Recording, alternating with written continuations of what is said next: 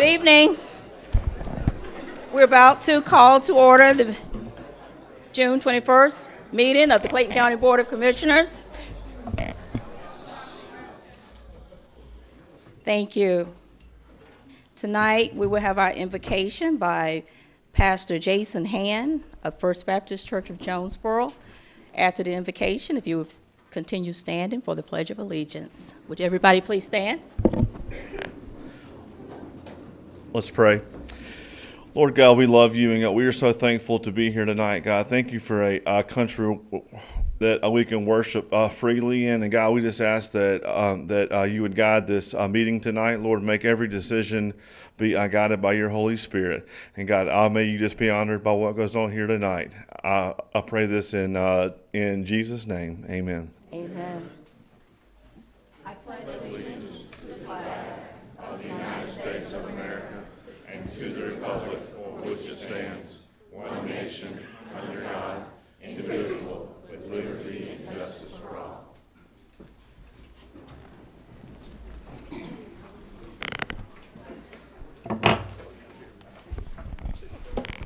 At this time, we'll have the adoption of our agenda. Madam Clerk? Yes, we will ask the board for the adoption of the agenda, and if there are any requests for amendments. Madam Clerk, we do have a request to remove item number 12. Consider a request by Tamara Duggins, Human Resources Manager, the District Attorney's Office, request for reclassification of his Executive Secretary from grade 20 to grade 23, and Legal Assistant to position from grade 18 to grade 20, and also to remove from the agenda item 18, Resolution 2016-124, a resolution authorizing Clayton County to enter into an agreement with the City of College Park, Georgia, providing for the terms and conditions under which Clayton County will conduct the City of College Park's elections.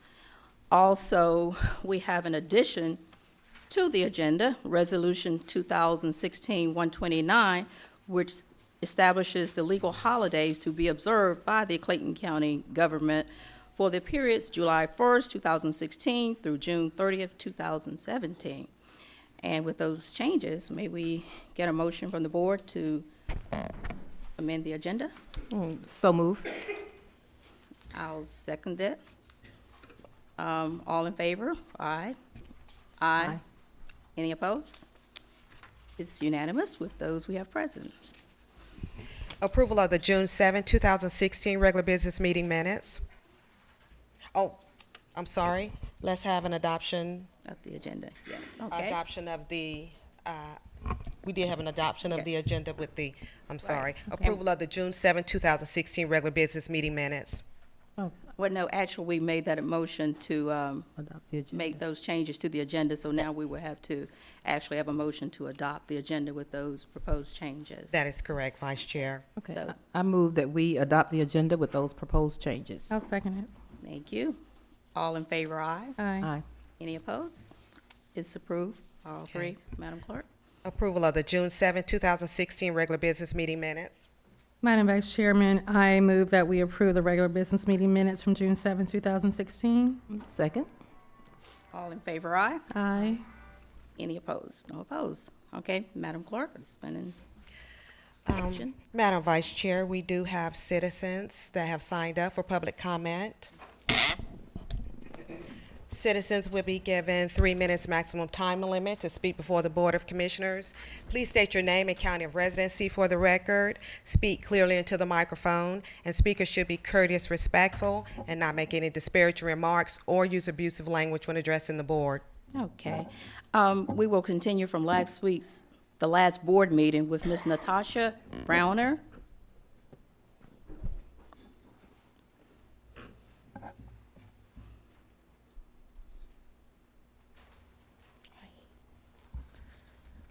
Good evening. Excuse me. My name is Natasha Browner. I reside in DeKalb County. I'm president of the Grant Forest Homeowners Association, which is in both DeKalb and Clayton counties. There's a current proposal to place an 18-wheeler truck terminal at 3861 Grant Road, which is in District 1. The residents in Grant Forest and the surrounding communities are adamantly opposed to this project. The placement of a tractor-trailer storage facility within a residential area would be dangerous to those that live in the area. The added traffic from these trucks will create congestion and produce air and noise pollution. There are a number of residents who walk along Grant Road to access nearby shopping in MARTA. It would be reckless to allow these trucks to access the two-lane roads that were designed for standard vehicles. And most importantly, these are our homes. It is our investment, is where we have our peace and our joy. We made a commitment to living in the area, and now we are faced with the potential that our home values will be decreased. No one wants to live across from a truck parking facility. If this measure comes before the commissioners, we want you to remember that the intersection of Grant Road and Williamson Road is a residential area, and we'd like to keep it that way. And if it's okay with you all, I would like to ask the people in the audience who are here to oppose it, who may not have an opportunity to speak, to stand. That's fine, Ms. Brownlee. Okay. And we also have a number of letters signed by people in the community with voicing their concerns about the project. Thank you. Thank And you. you can give those to the clerk if you like. Thank you. Chia Suggs.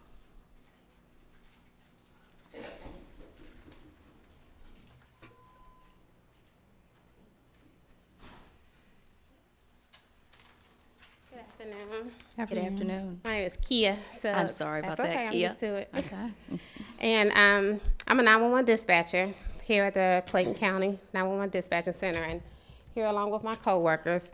And we came today to discuss the proposed raise, 2.5 raise. In the 911 center, we receive hundreds of calls from citizens as well as fellow officers who we love clearly, we love and care about. Hold on, get my train of thoughts. Okay, dispatchers are the first audio responses to officers in need and backup traffic or Clayton County residents in need of help. The fact that we don't carry a gun or wear a badge, ride in a fire truck or an ambulance does not make us less important. 911 dispatchers, as I'm sure everyone in attendance here knows, are very important to the public safety family. Google defines a first responder as someone designated or trained to respond to an emergency. And isn't that what we do? Someone, either a person involved in the situation or a bystander, dials 911 and we respond by clarifying the situation, sending on-scene assistance, and helping mitigate anything we can in the moment. However, when it comes to reaching out for the same kind of understanding and respect, we always get, oh, you just answered the phone, or you weren't there on scene, so how are you really affected by it? Too many emergency communications officers are dealing with the effects of stress and trauma. Many suffer silently for two reasons, either lack of resources or a draconian mindset that refuses to recognize that we actually can be affected physically and emotionally by our work. We know that we're first responders. We know we are part of emergency scenes. We know that we have internal organizational public safety issues such as minimum staffing and mandatory overtime. All we're asking here today is that we only get the respect that we are due and receive the same benefits for the hard work that we do every day as public safety employees. That's it. Thank you. Thank you. Bobby Tiffner.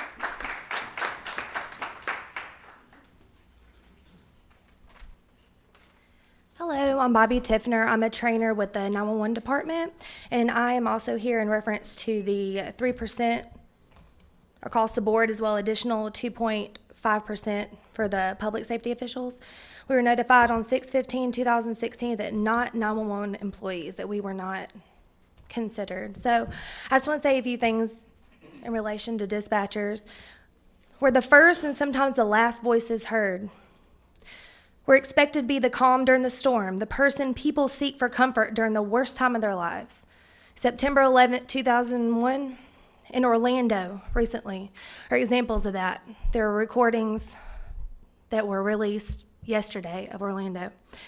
Dispatchers are expected to be able to do 2 to 5 to 10 things at once and do them well. While questioning an upset caller who must type the information to a computer, tell another dispatcher what exactly is happening, put the caller on hold, and listen to an officer run a plate. To miss a plate number could mean officer safety, as it could be stolen or belong to a dangerous wanted felon. To miss a caller's information may endanger the same officer's life. We as dispatchers have to think, and have to think quick. not only for our citizens, but for our officers and their safety. Dispatchers are humiliated by upset callers, taken for granted by the public, and criticized by other first responders. The rewards we get are inexpensive and uncommon, except for the satisfaction we feel at the end of shift knowing we have done what we were expected to do. Dispatchers play many roles: secretary, teacher, doctor, lawyer, psychologist, and reporter. We go through the joy of delivering a baby, to the fear of another caller being robbed at gunpoint, to a citizen who's angry because their power went out, all in a 5-minute period. Work just as hard as everyone else involved in public safety roles. We miss holidays, family events, work 24/7, mandatory 12-hour shifts with overtime. And we all do it because we're needed. We're helpers. We save lives, and we do it for little or no recognition, no praise. All I'm asking you to do is consider us and take into account that there would be no public safety without us. We're the silent heroes. Thank you so much for all you do. Thank you, And thank Ms. you for Tiffner. listening to me. Nicole Todd.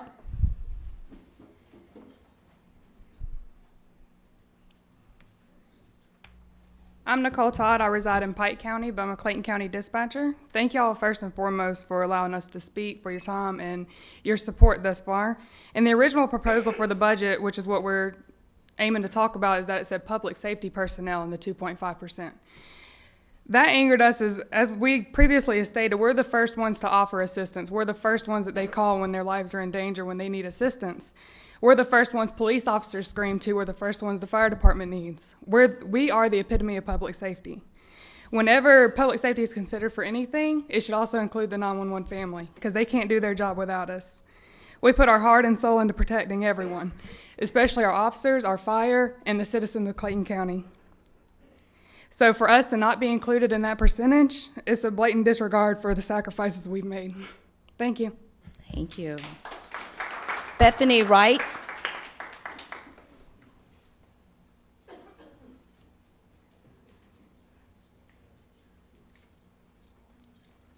Good evening. Good evening. Thank you to the board for taking the time to hear from us this evening. We appear before the board today to speak on behalf of your Clayton County Emergency Communication Dispatchers. We request the board to reconsider the decision to exclude the dispatchers from the public safety merit increase. The total impact of our work performance allows Clayton County Fire Department, the Office of Victor Hill, Sheriff Victor Hill, and Clayton County PD to perform to their maximum capacity for our citizens. We are the citizens' very first point of access to critical, often life-saving help and response from county first responders.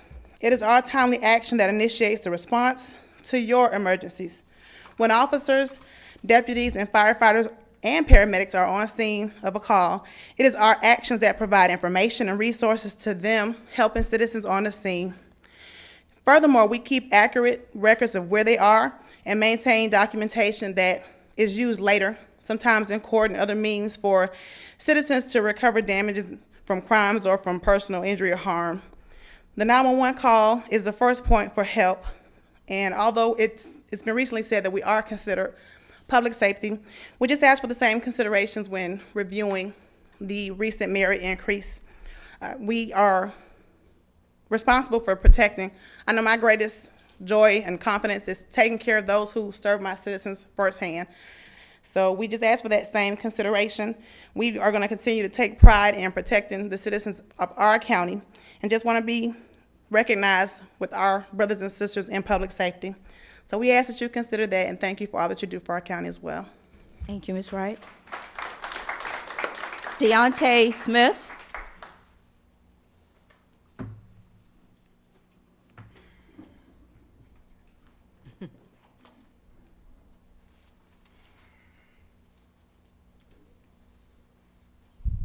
Good evening. My name is Deontay. I'm a citizen of the great county of Clayton. I work for the dispatch center also. I've been here since 2012.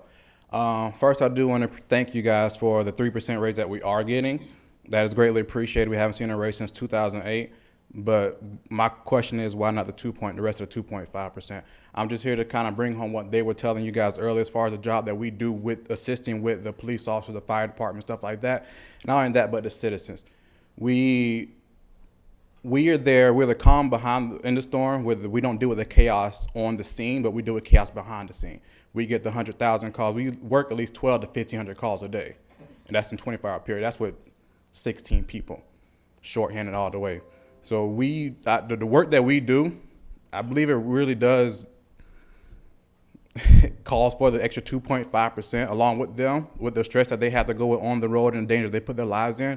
We all make the same sacrifices. We all there during the holidays, during the whatever natural disasters going on. We're required to come to work along with the police department and fire department. There's no separate standards for anything like that. When it's public safety, it's public safety. We're all there as one family. We're all there together. We all work together as a team to get the job done. And as it was shown in the news, as far as Clayton County has one of the better dispatch centers in the metro Atlanta area, if we're going to continue to be the best, let's continue to pay the best. We have one of the greatest time as far as answering calls and getting calls dispatched in compared to Cobb County, DeKalb County, Fulton County, City of Atlanta, anything like that. Just like I said, just asking for the same respect that everybody else is getting across the board with the rest of public safety as far as the job that we do with them and assisting them in their time, as far as with the citizens also, because those are our greatest concerns, the citizens and the officers. Thank you, Mr. Smith. Dr. Henry Anderson.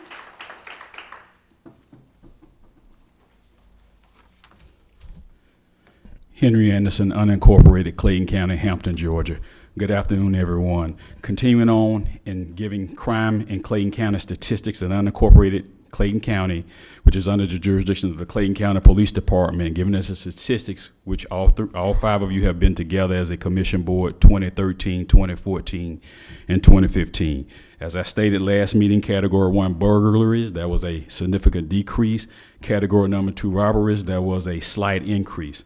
On to category number 3, larcenies. Larceny is the nonviolent theft involving the wrongful taking and carrying away of someone else's property or personal goods from his or her possessions and without his or her consent with the intent to steal it, to convert the item stolen to the taker's own use. Larceny is the legal term for stealing. Shoplifting also falls under larceny. In 2013, in unincorporated Clayton County, there were 4,077 reported cases of larceny. In 2014, there were 4,413 reported cases of larceny. In 2015, there were 4,604 cases of larceny. Final analysis, in the 3 years mentioned, 2013, 2014, 2015, the number of cases of larceny or stealing has significantly increased by 527 from 4,077 in 2013 to 4,604 in 2015. On to category number 4, motor vehicle thefts. Motor vehicle theft is defined as the theft or attempted theft of a motor vehicle, which could be a self-propelled vehicle that runs on land surfaces. That includes all automobiles, trucks, buses, motorcycles, motor scooters, all-terrain vehicles, and snowmobiles. In 2013, there were 1,201 reported cases of motor vehicle thefts in unincorporated Clayton County. In 2014, there were 1,154 motor vehicle thefts. And in 2015, there were 1,158 motor vehicle thefts. Final analysis in the 3-year time period mentioned 2013, 2014, 2015, the number of motor vehicle thefts have decreased by 43 from 1,201 in 2013 to 1,158 in 2015. Now, in these two categories, I will continue at the next Clayton County Board of Commissioners meeting with the other categories. So with the two categories that I mentioned, category number 3, larcenies, a significant increase, motor vehicle thefts, and a significant decrease. So again, crime, as you've been told, was a little bit slightly decreased in 2015 from 2014, but my purpose in presenting these statistics, which I will continue the next commission meeting, is to let you know there are certain areas that crime has increased and to make sure that you are always ever vigilant in keeping our Clayton County Police Department well-funded, well-supplied to keep crime under control and to combat the areas that we have seen an increase in crime. And I will continue this at the next Clayton County Board of Commissioners meeting. Jeffrey Benoit.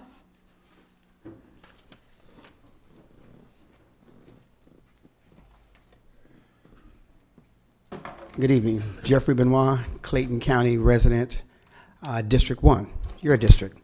I'm here to speak about last week's, on the 7th of June's meeting, where there was an emergency item added at the end of the agenda that nobody knew about except three of the 5 commissioners, to my understanding, because 2 of them didn't vote for it in that they didn't know about it, that it was slid in there as an emergency. What constitutes emergency? Something you want to push that nobody else knows about? Because if it's an emergency, I think all 5 of you would have been on board with the emergency. Why? Because you were elected to address the emergencies and the issues in our county.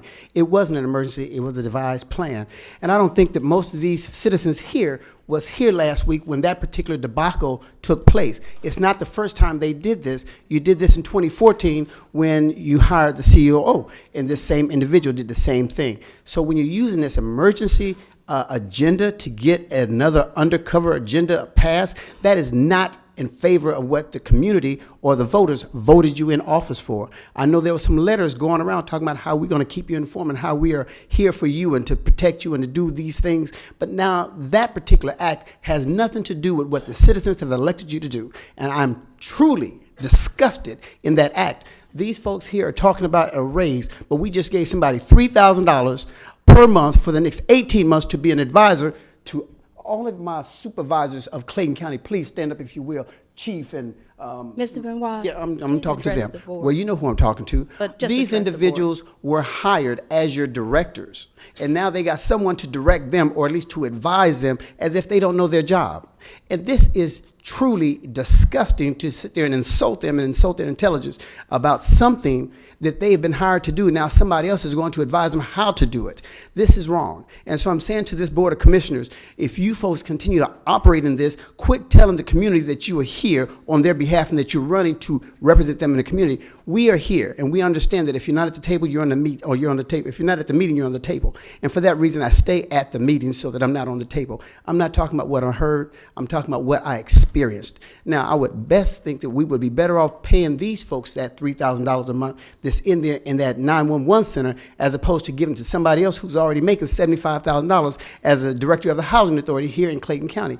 This is a travesty. But tell the community what we're really doing behind their back. Tell them what we're really doing and what they really don't know about that's going on. And I will say to the community, please be at these meetings, because then you won't have to hear from a citizen. You'll be able to see it and hear it for yourself and understand what this board is actually doing on your behalf, where you are not available to see it for yourself. I don't want to be the town crier, but however, I will tell what's going on. And we as a citizen are upset with this. We're not going to allow this, and we're going to stand against this. This is not the end of this particular issue, but I just wanted to mention this publicly, that this board has shized this community. Thank you.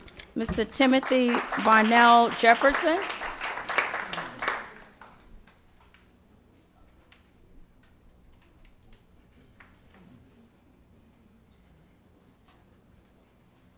Good evening, Vice Chair, Commissioners. Timothy Good evening. Vondell Jefferson, Hampton, unincorporated Clayton County. I just want to reiterate what Mr. Benoit just spoke upon. As a registered vendor with the county and qualified as a consultant, my team and I, we are definitely qualified and capable, but that particular position was not put out for bid. It fell underneath the professional services.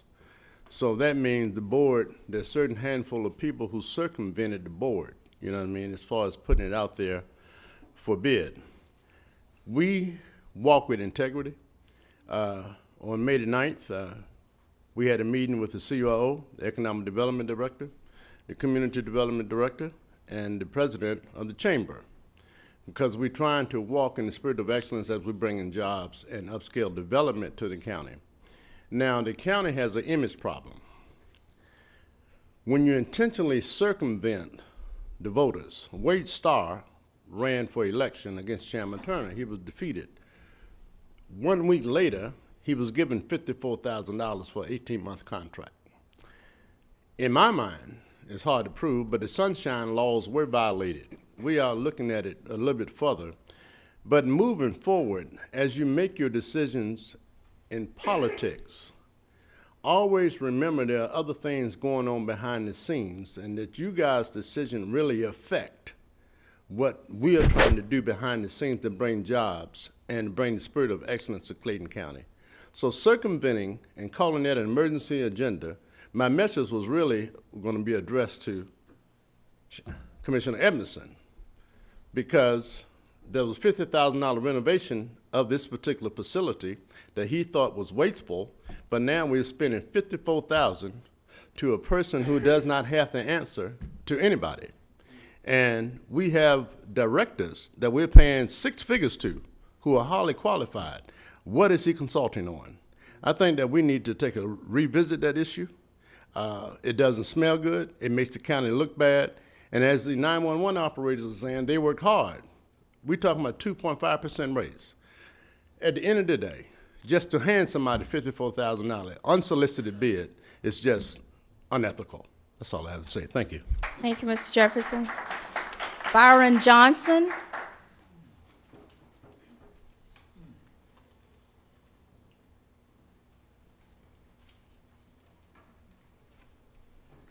Good evening, Commissioners. Good evening. My name is Byron Johnson. I reside at 2226 Pineview Trail, and I'm a DeKalb County resident. Ms. Gregory, thanks for meeting with us on from District 1 about the proposed land bid so far as 3861 Grant Road. I live in the residential area, and in that area, we're looking at a truck terminal being built by the landowner. And for that, one of the things that concerns me as a coach, as an educator, as watching young kids walk up and down that road, there are no sidewalks there. The 18-wheelers making a turn in that area is very dangerous, and I see people walking that area consistently at night, and they don't have on clothes that I can identify them with, and I drive a car that's small.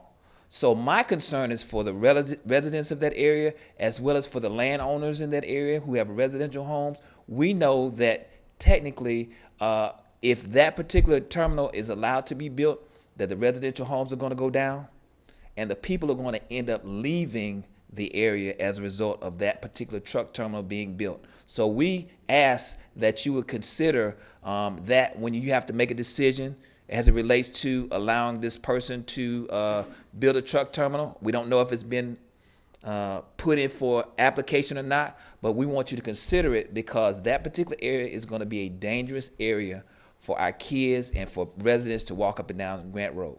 Thank you. Thank you, Mr. Johnson. Linda Jones.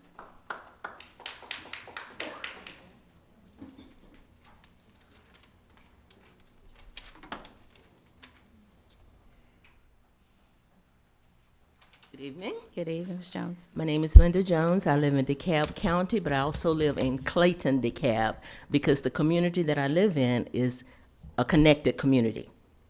Part of the community is in DeKalb County, and the other part is in Clayton County. It is very necessary that you examine zoning for the streets leading from Anvil Block, Grant, and Williamson's roads, and discontinue the application process for light industrial, chemical, and other hazardous entities near the neighborhoods of Grant Forest, Village Crossing, where new homes are being built as we speak, also Village Park, Brookgate, and other subdivisions. SP Petroleum Transporters was built in 1985 at 3854 Grant Road. It's a medical waste disposal company. It is categorized under hazardous or toxic waste cleanup. This business has expanded its boundaries to seemingly full property capacity, backing up within 500 feet of Grant Forest and sandwiched between Brookgate subdivisions. Large tankers and other 5,000-pound trucks enter and exit this facility daily in what now appears to be a parking lot for overnight and weekend stay of such. A concrete driveway outside next to the building looks like an overnight and weekend parking area for an 18-wheeler. Large cisterns for storage can easily be seen from Grant Road. The front of SP Petroleum used to be covered with trees and greenery and with a little notice from the street. I wonder if they received a variance for the extension of the concrete driveway and the facade. By the way, why would someone with good intentions build homes near a hazardous business of this kind? Sounds like an accident waiting to happen. As a result, 3,000 residents are being threatened with possibly more poisons to our environment as an application and variants are being considered for a truck terminal that will hotel 50 to 70 5,000-pound trucks, and they will be coming through 24 hours a day at 3861 Grant Road, and that's at the corner of Grant and Williamson Roads. They're going to be emitting noxious gases, speeding truck drivers, and increased criminal elements. Clayton County Commissioners, examine these zoning practices for our communities and change them. We cannot impress enough to the board how growing toxicity to our environment concerns us. Just a few months ago, emergency spills trucks, 3 of them, were in the Grant Forest subdivision trying to maintain toxic spills flowing from Old Fort Gilliam into our water system. Because of these issues, over 140 residents of Grant Forest subdivision signed petitions for the county to cease and desist this. Board members, please, we believe in you, and we know that you will think in a positive way. Today, we urge you, Ms. Jones. as commissioners. Thank you very much. Madam Clerk, how are we on time? Madam Vice Chair, we have time for one more. One more. Marvin Dixon. Good evening, Commissioners. Good evening. I want to piggyback what the First Lady said, the Second Lady said. Oh, by the way, I'm from Clayton County, but I live in Clayton County. My concern is a truck terminal that I see going up at Tara Boulevard and Miners Mill Road.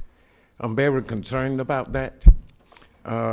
Trucks parked there every day on the weekends, and my concern is, like other people in that area, I put a lot of money into my house. I don't want to see my value keep going down. I think if this truck stop is allowed to keep operating, the value will continue to decrease. And I ask that, I don't know who I should talk to, but I ask that something be done to stop this truck stop from developing. We can Thank talk, you. Mr. Dixon. All right, thank you. Thank you, Mr. Dixon. Just a reminder, if you signed up and didn't get an opportunity to speak, you will be first at the first meeting of July board meeting to speak. Thank you. Next, we Clerk. will have a proclamation.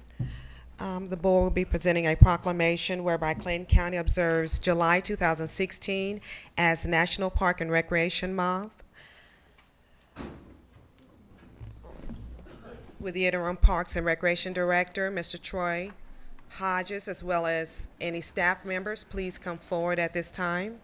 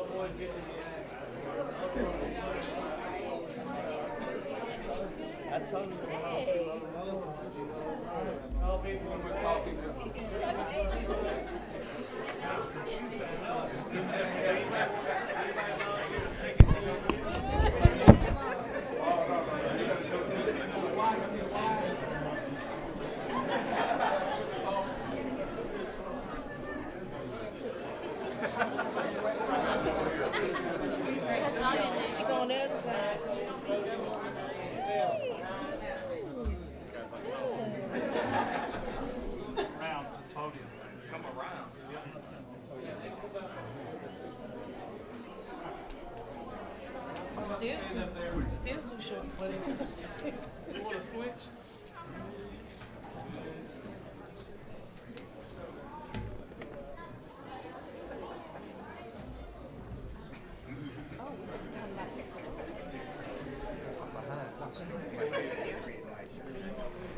I'm good. I got a little cut.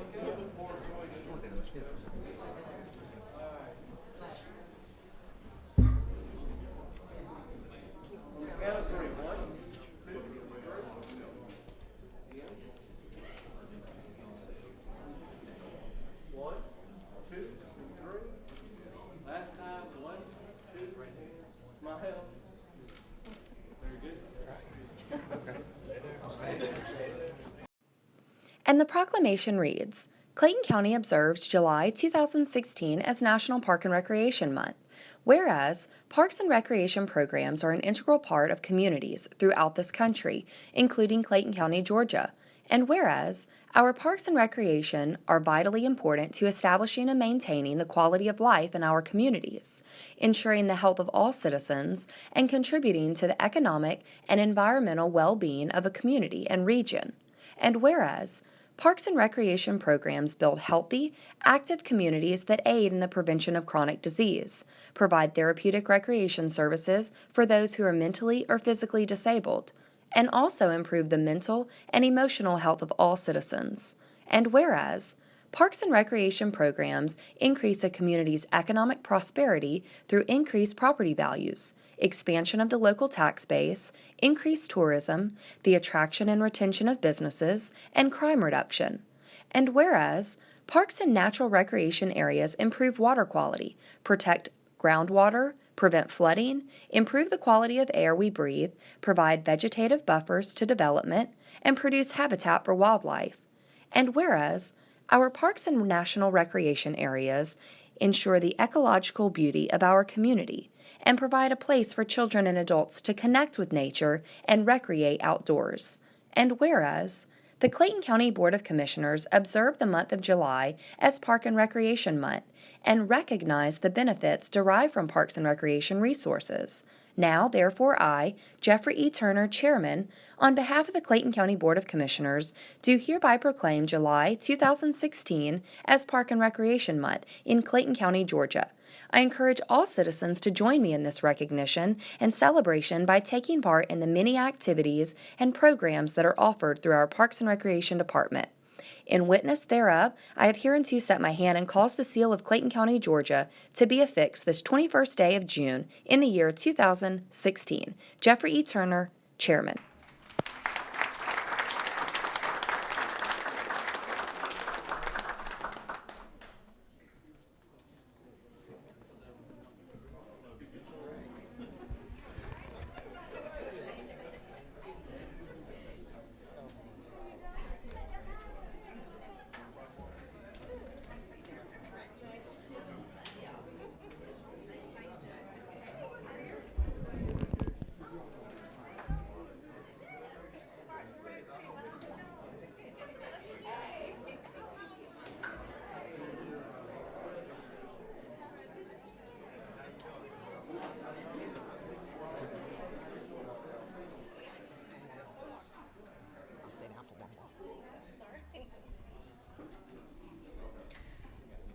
We will now have a presentation whereby Clayton County acknowledges 11 student recipients of the 2016 Scholarship Program of the Kids Outdoor Initiative. Will the Interim Parks and Recreation Director please come forward? Mr. Troy Hodges.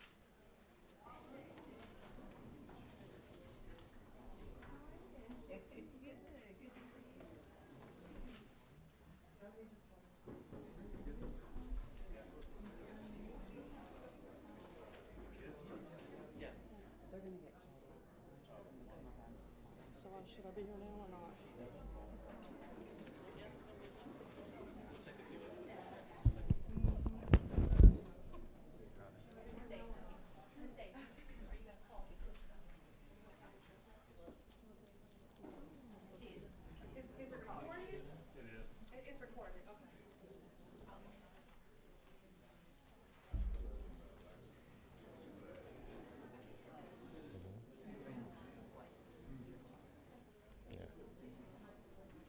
They're gonna knock you over. Yes, if the student participants that are receiving the scholarships, if you would, please come forward.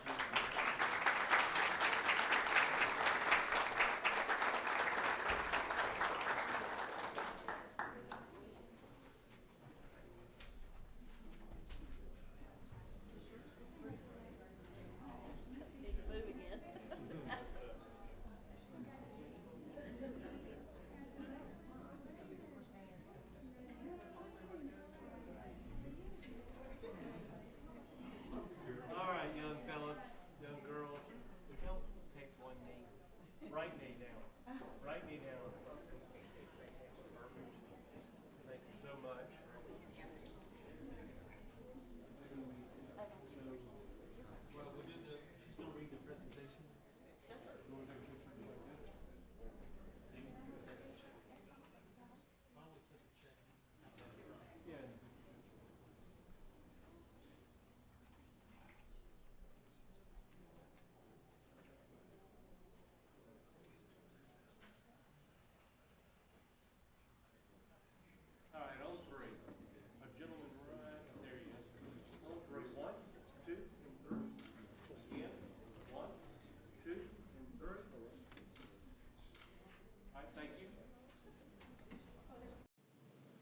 Clayton County Kids Outdoor Initiative.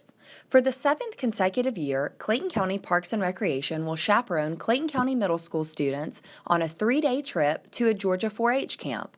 This summer, 11 students will visit Fortson 4-H Camp in Hampton, July 15th through the 17th, to experience and study Georgia's natural environment. In 2009, the Board of Commissioners adopted a resolution supporting the Kids Outdoor Initiative and the Children's Outdoor Bill of Rights.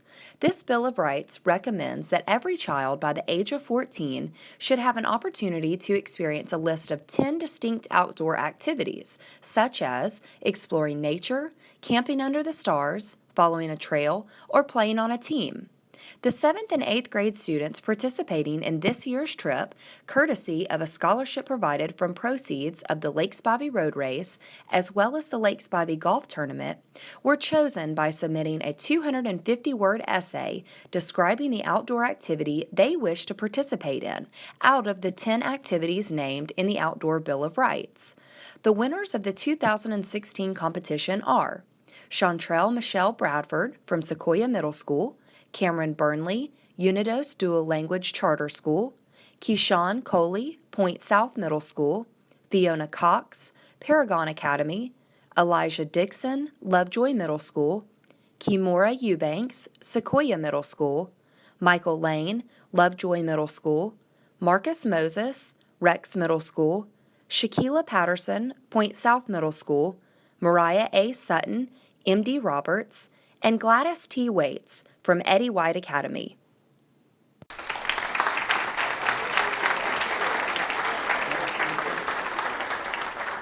We will now call on Lake Spivey community for the check presentation. Ms. Susan Butler.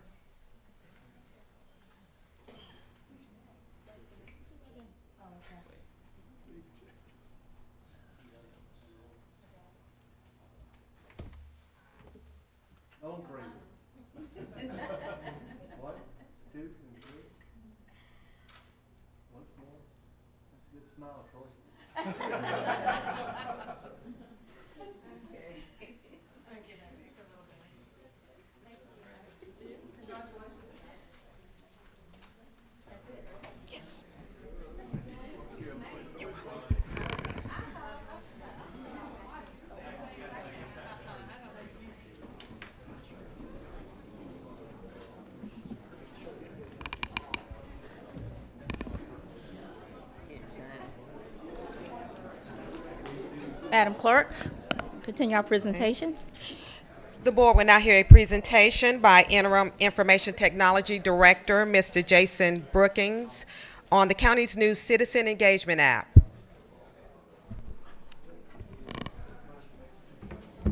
Good evening, Commissioners. Good evening. While we're getting this set up, I'm happy and proud to show you guys tonight our newest tool in engaging the citizens of the county. The app is called Click Clayton. It is a branded app. It's available in the App Store and in the Google Play Store, the Apple App Store and the Google Play Store. Click Clayton is a part of the 3-year strategic plan that is being developed by the COO with the assistance of the senior county staff at the direction of the Board of Commissioners. Click Clayton accomplishes 4 key objectives: promote citizen engagement, increase staff efficiency, reduce calls and office visits, and resolve requests quickly. So Click Clayton gives us the branded mobile app and website. It gives citizens a way to get county information and report non-emergency issues from whatever device they may have. The requests are automatically sent to the proper department and are managed by designated personnel in each department. Currently, the departments that are accepting requests through the app are Refuse Control, Code Enforcement, and Transportation and Development.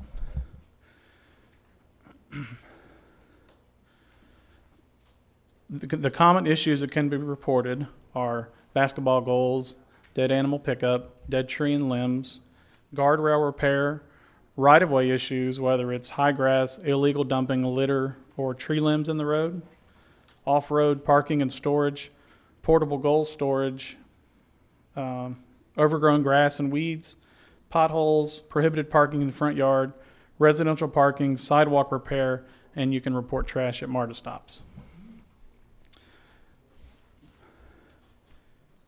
The reports, there are reports that will be available either through the dashboard that's on demand that will be available to you guys and your staff, as well as formal reports that will be emailed to you at the first of each month for the previous month's reports. We had a soft launch on May 17th, and we've been using the last 2 or 3 weeks to work through the bugs and some reporting issues, but we're at the point now where we are ready to formally show it to you guys. We're really happy with the work that not only the IT department, but the refuse control, the prison department, the T&D department, and the police department have shown and have done to get this going. So the only limitation we have is that it only covers unincorporated Clayton County. It isn't, if you are reporting an issue inside the city, it won't allow you to report it. And so part of our future goals is to actually engage the cities to see if they would like to partner with the county. Cost is based on population. Work with the county to have this available to the citizens of each city as well. So it doesn't matter where you are in Clayton County, you can use this one app and report your problems, and they're routed and can be addressed in a timely manner. So just some of the basic features of the app. It allows citizens, you can look at the Issues tab and the Neighbors tab, and you can see what other registered users are and what issues they've reported. You can send messages to the citizens. So part of the site is to enroll with your email address, and you will get updates when a work order is updated, whether it's closed, whether it's been acknowledged or addressed. It also has the direct link to the county's website, a direct link to the commission meetings where they can look at the agendas and view live videos from view videos from previous meetings. It has the link to the bus routes. And finally, to the permits and business licenses website.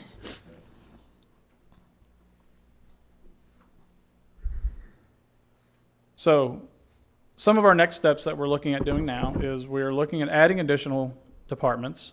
We're going to look at adding animal control so you can report issues to them.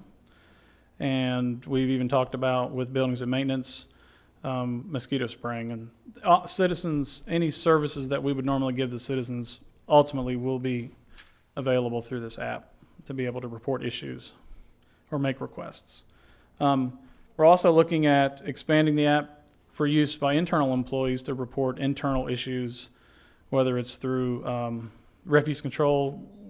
Employees normally make work requests for them to come out and clean the floors, mow the grass, whatever. And T&D, things going to the potholes in the parking lots. And that's it. Okay. You guys have any questions? Well, Mr. Brookins, let me just say, you know how thrilled I am about this app. Yes, ma'am. I've been screaming for this since day one. It is, and I have it up on my phone.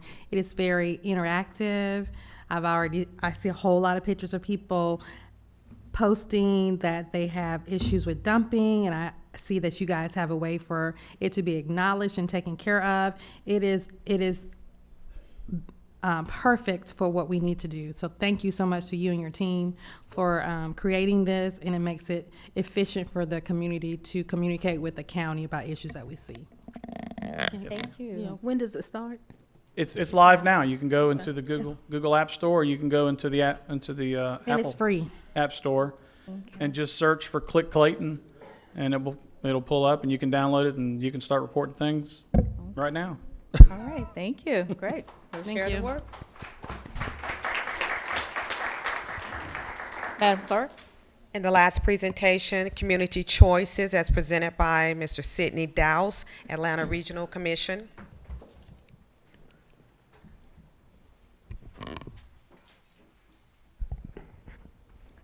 Good evening, Vice Chairman Gregory, Commissioners. My name is Brecca Johnson with Community Development, and I wanted to just, while this is being queued up, just introduce this item to you all. In April of this year, the Clayton County was awarded a technical assistance grant through the Atlanta Regional Commission.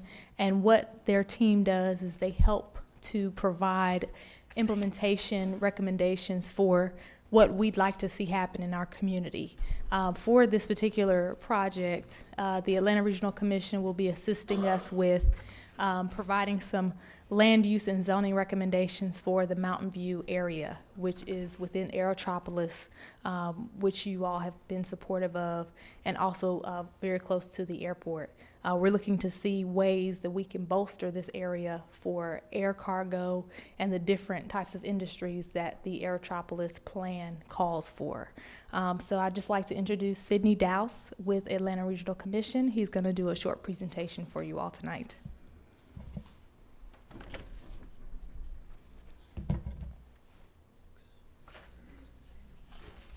Good evening. Commissioner Sidney Dowse with the Atlanta Regional Commission. And as Brecca stated, I oversee the Community Choices Program.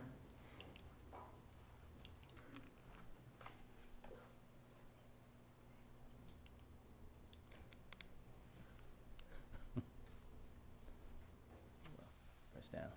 Sorry about that. As stated, the program simply provides direct technical assistance to local governments with ARC staff. We usually bring in interns for the summer. It's a no-charge service, and the program has been around since 2005. We've completed 62 projects. Essentially, if you look in your LCI, your comprehensive plan, any action item or step that needs to be taken are the typical projects that we take on. So mostly we look at codes, policies, research and informed policy development, look at model codes, and sometimes write ordinances.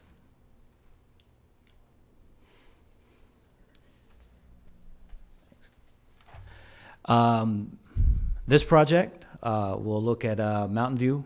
It's a Mountain View land use policy assessment, and we will review land use and zoning policies for consistency with your plans and your existing regulations. We're going to assess existing barriers and restrictions to development that may exist. Do you have any deed restrictions? Land owned by the airport? Align that with your TADs, with your comprehensive plan, with the Aerotropolis plan. In the end, we just want to make sure that all of your policies and your regulations are aligned appropriately so that the area can be redeveloped. And once we conduct all that research, we'll provide the recommendations and regulatory changes in form of a report. So we've started meeting with your staff, county staff. We are currently reviewing your policies and zoning regulations, looking at existing development restrictions, transportation projects such as the Conley Road extension. In the end, we'll summarize those findings and we will prepare a report, and we hope to be back before you this fall with our findings and our recommendations with completion, and then we will continue. Next. And that's it. I just wanted to let everybody know that we're here, what we're doing, and if you have any questions or anything that you would like to add that we may have missed, I just wanted to talk to you about that at this time. Are you all considering any plans for the airport expansion, possibly 6th runway? Yes, we'll look at that expansion plan, look at potentially where that runway will go, and definitely include that as a factor in the report.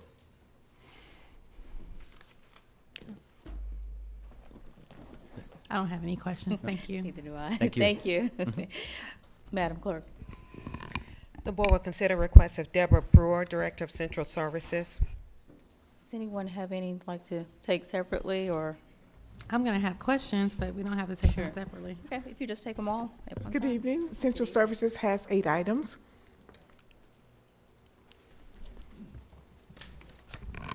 First is a request for a sole source award for the purchase of a Bullet 21-foot smart fire safety training trailer with accessories for the fire department from Bull X, located in Albany, New York, for the amount of $49,996. Funding is available through the Community Development Block Grant Funding and an Urban Area Security Initiatives funding. The Fire Department recommendation and sole source letter are attached to the memorandum for your review. The next is request to trade in county property. The Information Technology Department is purchasing 2 new portable radios from Lawton Communications Incorporated at a cost of $4,251.30 each. The request is for approval to trade in 2 previously used Kenwood portable radios in exchange for a credit of $1,400 toward the purchase of the new radios. The inventory equipment list and the quote for the new radios are attached to the memorandum. The funding is available through the Information Technology General Fund for the new purchase. The department recommendation and vendor quote are attached to the memo for your review and information. The next is a recommendation for award for RFP 1615, State Route 138 right turn lane construction at Lake Ridge Parkway for Clayton County, Georgia for transportation and development. The recommendation for award is the overall lowest responsive and responsible bidder meeting the specifications, which is Topo Construction and Engineering Incorporated, located in Atlanta, Georgia, and the amount of $495,545. Funding is available through 2009 SPLOST funds. The bid tabulation summary, department recommendation, and agreement are attached to the memorandum for your review and information. The next is recommendation for award for RFP 1622, Automated Red Light Camera Enforcement Systems Annual Contract. The recommendation for award is to the most responsive and responsible proponent meeting the specifications with the highest score, which is American Traffic Solutions Incorporated, located in Mesa, Arizona. Funding is available through the general fund. The evaluation tabulation summary, department recommendation, and agreement are attached to the memorandum for your review and information. The next is a recommendation for award for RFP 1624, Tara Boulevard Sidewalk Construction from Summer Wind Drive to Flint River Trail in Clayton County for transportation and development. The recommendation for award is the overall lowest responsive and responsible bidder meeting the specifications, which is CC Lovejoy, located in Lovejoy, Georgia, in the amount of $149,738.80. Funding is available through 2009 SPLOST funds. The bid tabulation summary, department recommendation, and agreement are attached to the memorandum for your review and information. The next is a recommendation for renewal of the county's excess workers' compensation and employers' liability coverage.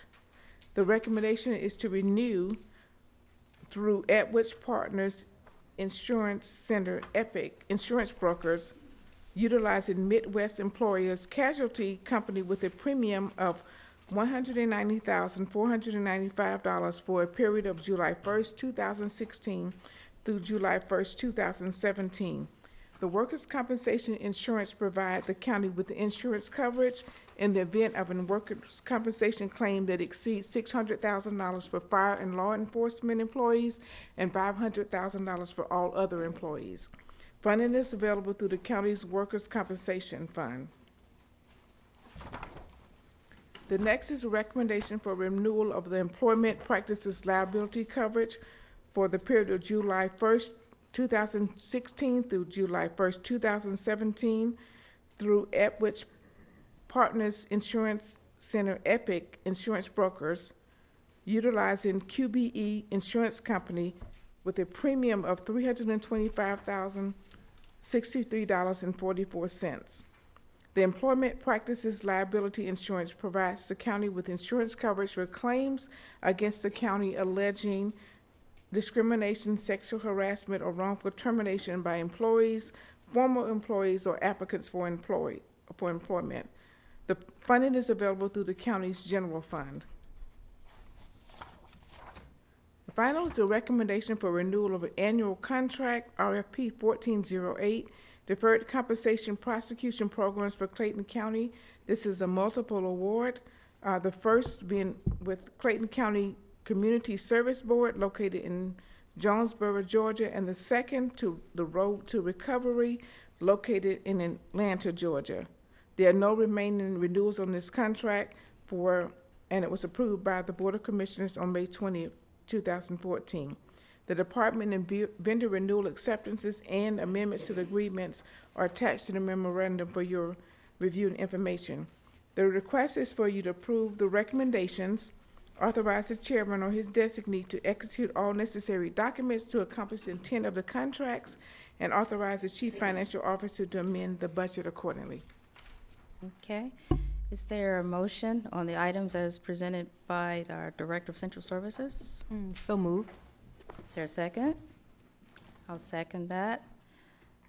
Are there any questions? Yes, Madam Vice Chairman, and Ms. Brewer, let's go back to RFP 1615. Because you know my question is going to be about the SLBE. The contract provides that we are utilizing the SLBE program. It states that 20% of the contract will go to the SLBE.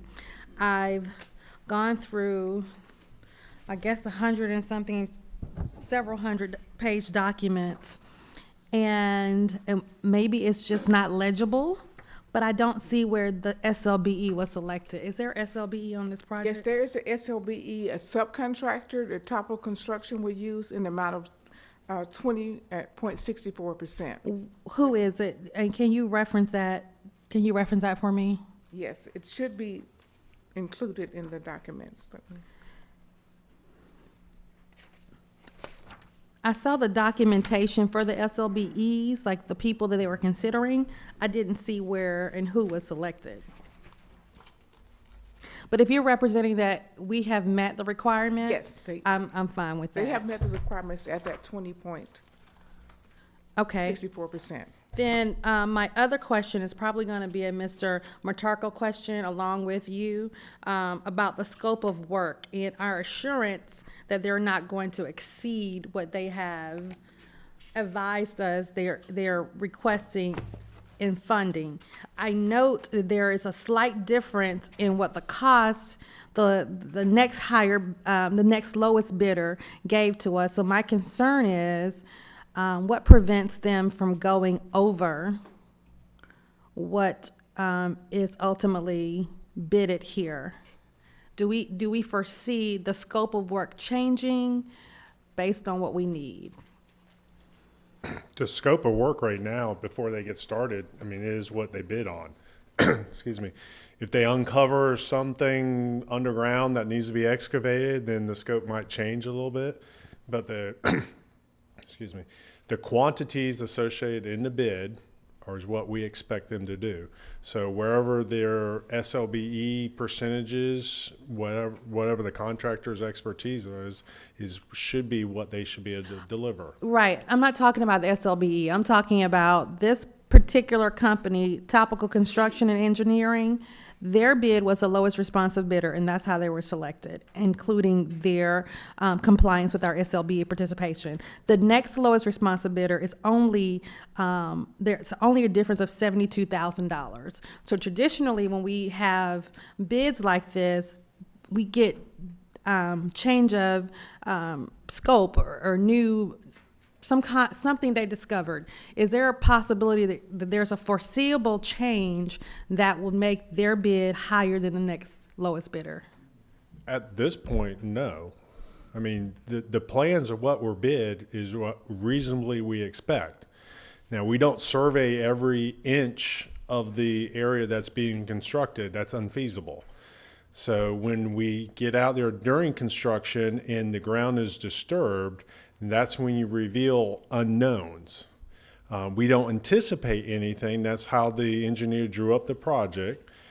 So unless there's something outside the scope of what the intent of the project is, that's the only time when we get into change orders above and beyond what he bid on. Okay, so traditionally, from a historical perspective, how many times have we not had a change order?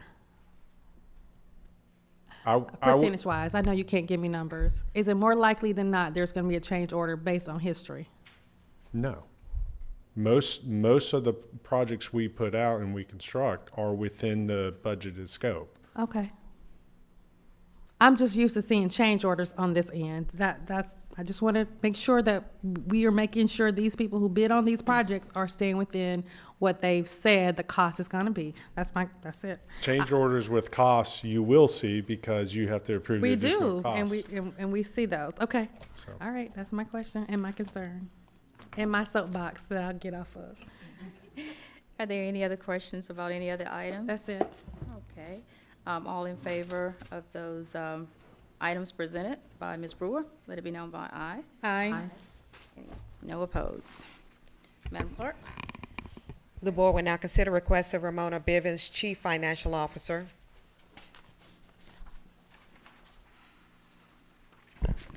Good evening, Madam Vice Chair and Commissioners. I have 3 items for your consideration this evening. Budget Amendment 4-108 is from 2009 SPLOST to appropriate funds from fund balance in the amount of $15,000 to provide funding for improvements to the basketball court at Bonanza Mini Park. Budget Amendment 4-110 from 2009 SPLOST to amend the budget in the amount of $24,418 for payment of road repair and maintenance work by Transportation and Development based on the service delivery agreement with the City of Forest Park. Budget Amendment 4-111 is from 2009 SPLOST to amend the budget in the amount of $11,200 for additional funds needed for the radio frequency identification RFID and automated material handling AMH system for the Clayton County Library System. Is there a motion? Madam Vice Chairman, I move that we approve the request made by Ms. Bivens. Second? It's been motion and second. All in favor? Aye. Aye. No opposed? Thank you. Thank you. Interim Chief Staff Attorney Jack Hancock. Thank you, ma'am. Ladies and gentlemen, Resolution 2000, you want me to take them all together? Yes, Vice Chair? please. Okay. Yes. Resolution 2016-119 is a resolution to enter into a license agreement with the Caribbean Association of Georgia to host the Atlanta Caribbean Cultural Festival at Clayton County International Park, to authorize the chairman to execute the agreement and to otherwise perform all acts necessary to accomplish the intent of this resolution, to authorize the chief financial officer to amend the budget where necessary to reflect appropriate revenue sources and expenses, all as may be required, to provide an effective date of this resolution and for other purposes. Resolution 2016-120 is a resolution to authorize Clayton County to enter into a license agreement with J. Wilcoxon to host a car show at the Clayton County International Park, to authorize the chairman to execute the agreement and otherwise perform all acts necessary to accomplish the intent of this resolution, to authorize the chief financial officer to amend the budget where necessary to reflect an appropriate revenue source and expense as may be required under the terms of the agreement, to provide an effective date of this resolution and for other purposes. Resolution 2016-121 is a resolution to enter into a license agreement with Rush Events Atlanta LLC to host Extreme Wet and Wild at Clayton County International Park, to authorize the chairman to execute the agreement and otherwise perform all acts necessary to accomplish the intent of this resolution, to authorize the chief financial officer to amend the budget where necessary to reflect appropriate revenue sources and expenses, all as may be required, to provide an effective date of this resolution and for other purposes. Resolution 2016-122 is a resolution authorizing Clayton County to enter into a stipulation and agreement in the matter of LaWanna Lestrop versus Clayton County Board of Commissioners before the State Board of Workers' Compensation for the state of Georgia, to authorize the chairman or his designee to execute the agreement and otherwise to perform all acts necessary to accomplish the intent of this resolution, to authorize the chief financial officer to amend the budget where necessary to reflect an appropriate revenue source and expense, all as may be required under the terms of the agreement, to provide an effective date of this resolution and for other purposes. Resolution 2016-123 is a resolution authorizing Clayton County to enter into a memorandum of understanding with Southern Regional Medical Center, providing for the terms and conditions under which high-quality applied learning experiences will be made available to employees of Clayton County Fire and Emergency Services, to authorize the chairman to execute the memorandum of understanding and otherwise perform all acts necessary to accomplish the intent of the resolution, to authorize the chief financial officer to amend the budget where necessary to reflect the appropriations and expenditures relating thereto, to provide an effective date of this resolution and for other purposes. We've removed 124, 2016, 125 is a resolution authorizing Clayton County to enter into an agreement with the City of Jonesboro, Georgia, providing for the terms and conditions under which Clayton County will conduct the City of Jonesboro's elections, to authorize the chairman to execute any document and otherwise perform all acts necessary to accomplish the intent of the resolution, to authorize the chief financial officer to amend the budget as needed to reflect an appropriate revenue source and expense, to provide an effective date of this resolution and for other purposes. Resolution 2016-126 is a resolution of the Clayton County Board of Commissioners authorizing an additional day of advance voting wherein electors may vote in the July 26, 2016 primary runoff election, to authorize the chairman to perform all other acts necessary to accomplish the intent of this resolution, to authorize the chief financial officer to amend the budget where necessary to reflect an appropriate revenue source and expense, to provide an effective date of this resolution and for other purposes. Resolution 2016-127 is a resolution authorizing Clayton County to accept a 2001 Ford Crown Victoria from a Clayton County Police Department drug investigation, to authorize the sale of such property in a manner as will be in the best interest of the county to provide for the dispersal of sale proceeds, to authorize the chief financial officer to amend the budget where necessary to reflect an appropriate revenue source and expense, to provide an effective date of this resolution and for other purposes.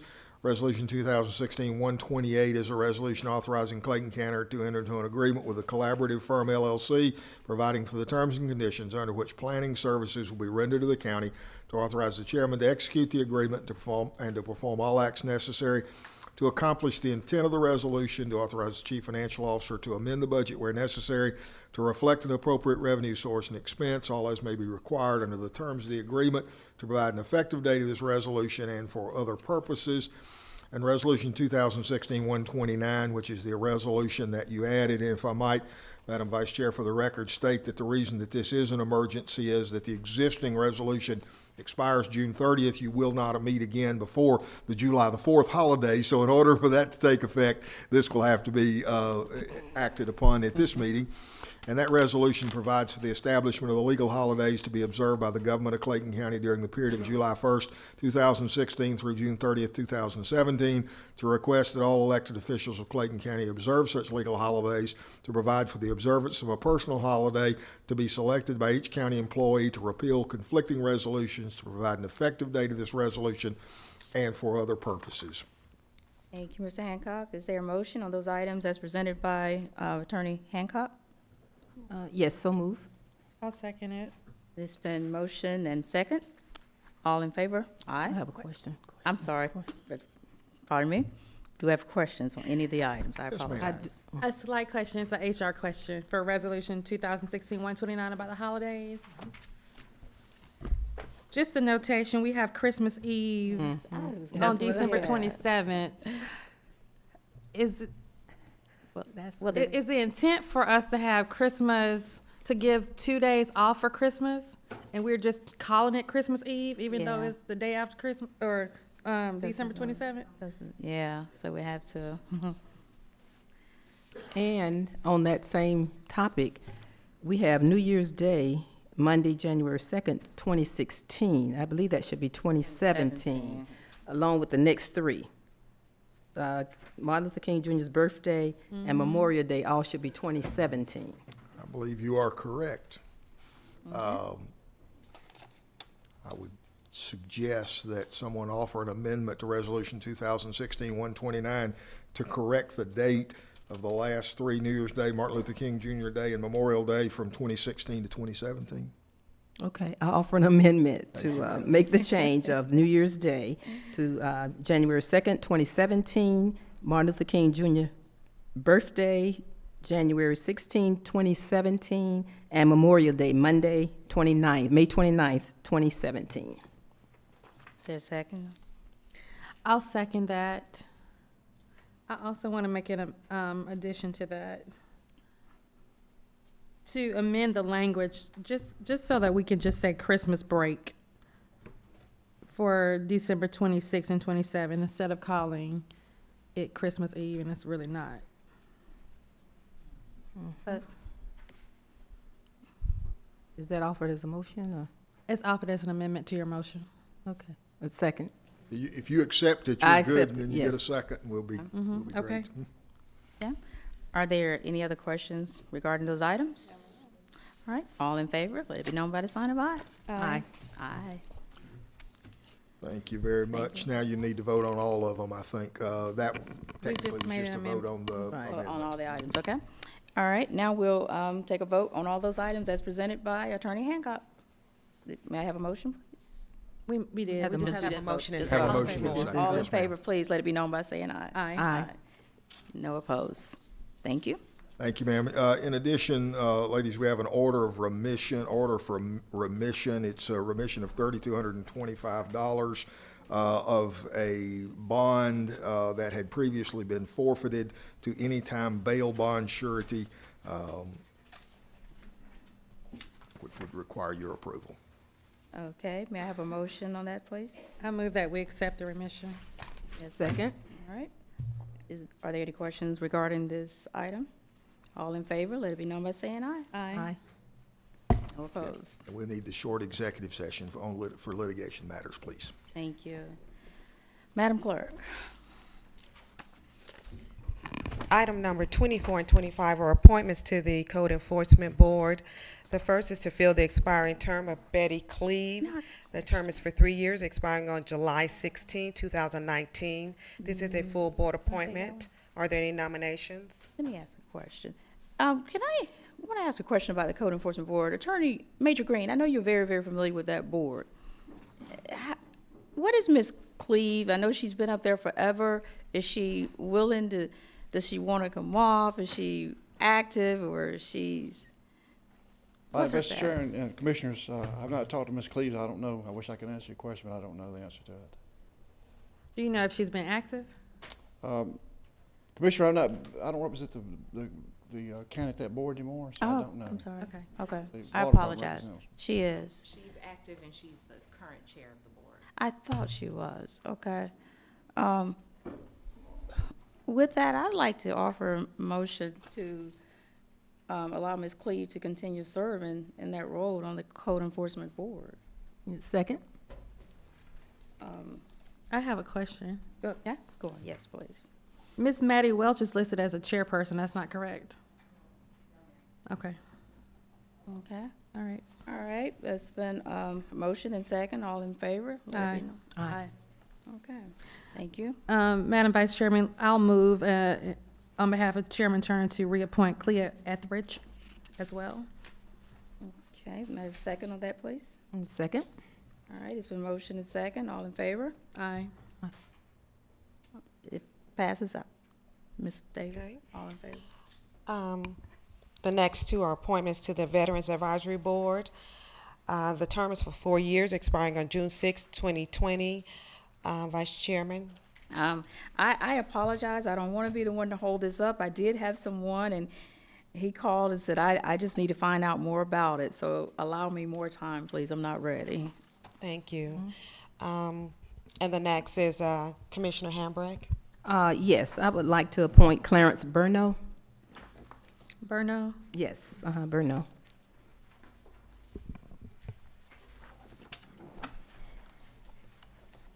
May we have a Oh, second? a second, please. I'm sorry. I'm sorry. I'll second it. Okay. It's been properly motion and second. All in favor? Aye. Aye. Okay. Next two matters are zoning matters. For both petitions, the applicant is Stephen T. Ellis on behalf of Hennessy Cadillac, Inc. The first is a request for an amendment to the future land use map. This is for the expansion of a parking lot to accommodate car sales and service uses. The subject property is located at 1200 Battle Creek Road. This is Commissioner Edmondson's district, District 4. The Planning and Zoning staff has recommended approval. Is the petitioner present? Okay. Before the petitioner, as you come up, can I ask, is there anyone here in opposition to this petition? Okay, go ahead. If I could, Madam Vice Chair, I've spoken with Representative, and I wanted to put this on Okay. the record, and make you folks aware of this. The zoning advisory group did not have a quorum at their meeting in which this was considered, and so they were unable to take any action. It is our opinion that the applicant, if they choose, can waive that and come directly to you. All of the necessary notices have been given, all the advertisements have been made as necessary, and I understand that they want to waive it, but I'd like to put that on the record and let them confirm that. Okay. May I ask also, Mr. Hancock, seeing that this is in Commissioner Edmondson's district, could we, is there a possibility of holding it, or I think he sent an email saying he wanted to, did he not say follow their recommendation? oh, but, Do we have that? since it didn't go before ZAG, Well, the recommendation here, the planning and zoning staff's okay, recommendation. okay, well, that's I don't fine then, have I'm my sorry. iPad on me. Okay.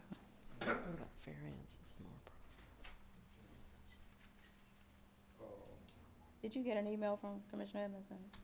Yes, And, okay, I just want to make sure I didn't, got it. It was I wasn't the attached only to one. something I'm else. sorry. It was attached to the minutes that Sandra sent. You know how they had the Yeah. agenda meeting? It wasn't a separate, it was attached to that. Tell me what he That's said, probably- Commissioner He said that- Brooks. I thought he said just to follow the recommendation. Just follow the recommendations, okay. Approval for one and denial. Commissioner Edmondson did send an email on how he would like these two items to go, so we're prepared to move forward and vote Okay. as we hear your petitions, okay? Thank you. Laurel David with the Galloway Law Group, representing Hennessy Cadillac Incorporated. We also believe that the state and county law has been fulfilled with holding the public hearing this evening, which has been properly advertised and noticed. So we are prepared to waive the hearing before the zoning advisory group. You kindly approved the zoning, rezoning for us last month to general business. This land use amendment is really just to amend the land use category in the comprehensive plan to a category which is compatible with that zoning district. I believe staff has done a good job of summarizing the discrepancy in the comprehensive plan. I think it's currently institutional, which everybody thinks is a bit curious, as the predominant uses in that area are commercial or multifamily. So we do ask that you would follow staff recommendation. Thank you. Okay. And again, let me just make sure is there anyone here in opposition of this petition? Okay, no one here. Commissioner, would you mind Yeah, offering? I'll make the motion on behalf of what we received from Commissioner Michael Edmondson, since this is District 4, that we follow the planning and zoning staff's recommendation to approve this zoning petition. Make it Yeah, second. Thank you. It's been properly moved in second. All in favor, let it be known with aye. Aye. Okay, thank you. Also, we'll have a second petition to present. Thank you. Now, I am going to disagree with the staff report on this item, so I am not sure what direction or recommendation you've received from Commissioner Edmondson, so if you would like to hold that for discussion the next hearing, I would be happy to do so. Mr. Hancock? Yes, ma'am. You certainly can do that. What I would recommend that you do is go ahead and anything that the applicant or anybody else that might be here wants to say, let them say it, so we will have had the public hearing, and then we don't have to re-advertise. You would hold it only for action. Okay, all right. We'll hear from you, please. Okay, thank you. The staff recommendation of denial appears to rest largely on the supposition that by denying the stream buffer variance, only 10 spaces will be lost in the parking area. And as this is the formal public hearing, I'm going to go ahead and pass these out. We've prepared a little exhibit for you. Thank you.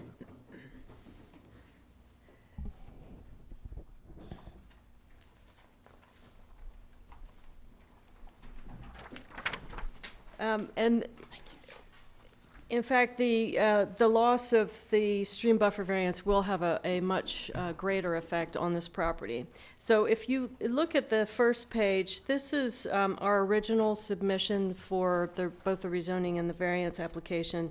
And you can see on the red line, that is where our engineer had determined the end of the stream buffer was. And that is usually follows most jurisdictions, have a perpendicular line with the culvert where the stream goes into, and that is determined to be the end of the stream buffer variance.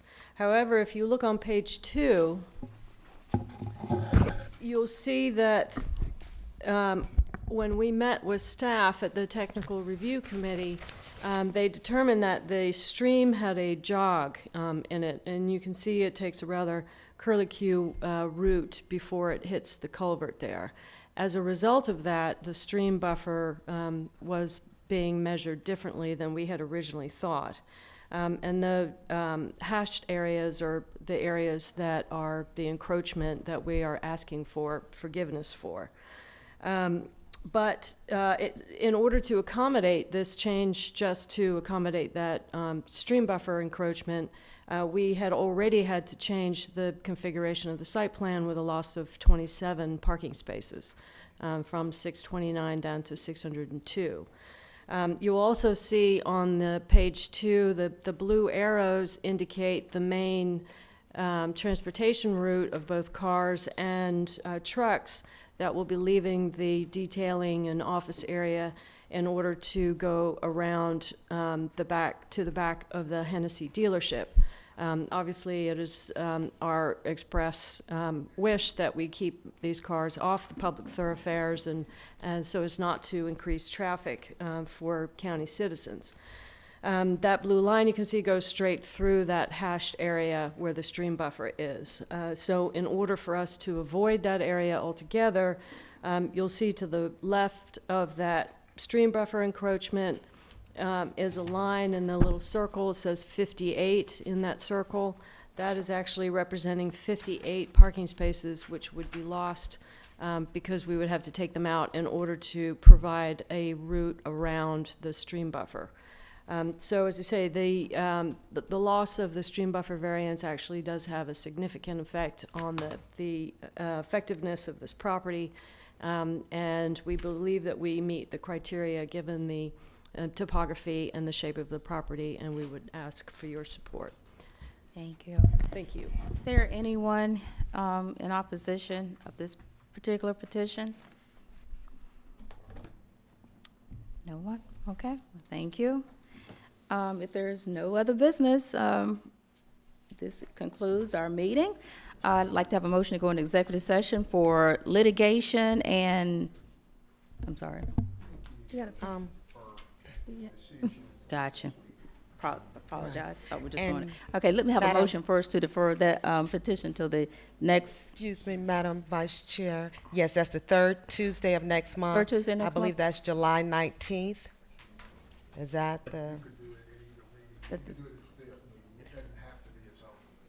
Oh, okay. Okay. Just defer it to the next board meeting. The next Okay. board meeting? All right, well, Okay. motion to, I'll move, I'm So sorry, Ms. defer to the July 5th regular business meeting.